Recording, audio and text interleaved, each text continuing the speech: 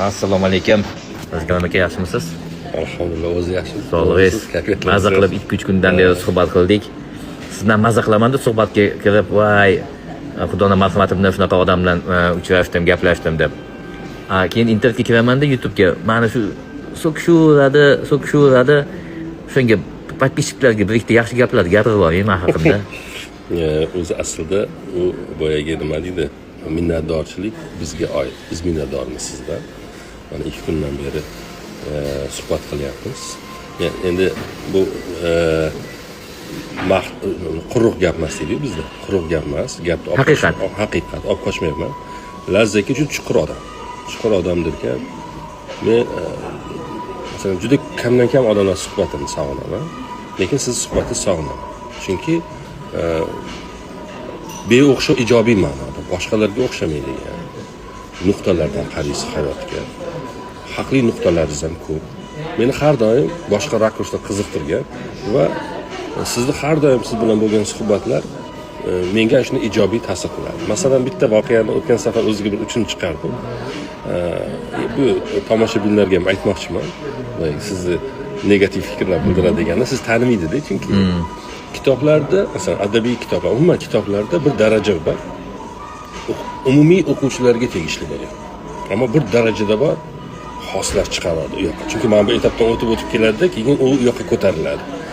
Yana bir darajada bor, u yerga bir ikkita odamlar chiqadi. Kitoblarda inson yozgan kitoblar haqida gap ketyapman. Xuddi shunday masalan o'rtada, ya'ni xoslar demaydi endi, ammo ko'p kitob bilan oshno bo'lganlar taniydigan asarlar bor.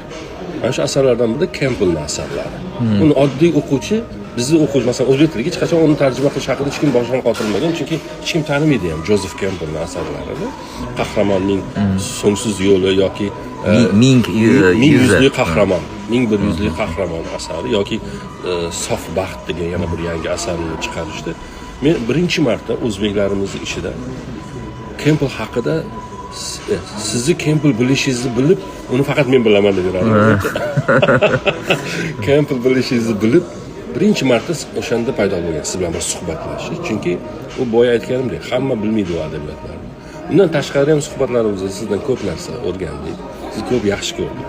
Qaysi ma'noda? O'sha qanday juda bizning eng katta muammomiz, Rumi aytmoqchi, yo asling kabi ko'rin, yo ko'ringaning kabi bo'l deydi.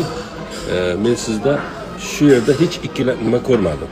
Aslingiz qanday bo'lsa, shunday ko'rishdan uyalmagan, yo qanday ko'rinayotgan bo'lsangiz, aslingiz ham shunday bo'lgan bir odam deb bilaman sizni. Vaholanki bugun ko'pchiligimiz aslimiz qanday bo'lsa, shunday ko'rinishdan qo'rqamiz, chunki aslimizni yaxshiligidan biroz shubhamiz ham bo'lishi mumkin. Bugun men hazillashib aytaman, qanday ko'rinsak shunday bo'lishga urinaylik deyman.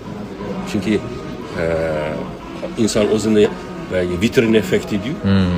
Vitrin effekt tashqariga o'zining eng yaxshi versiyasini ko'rsatadi.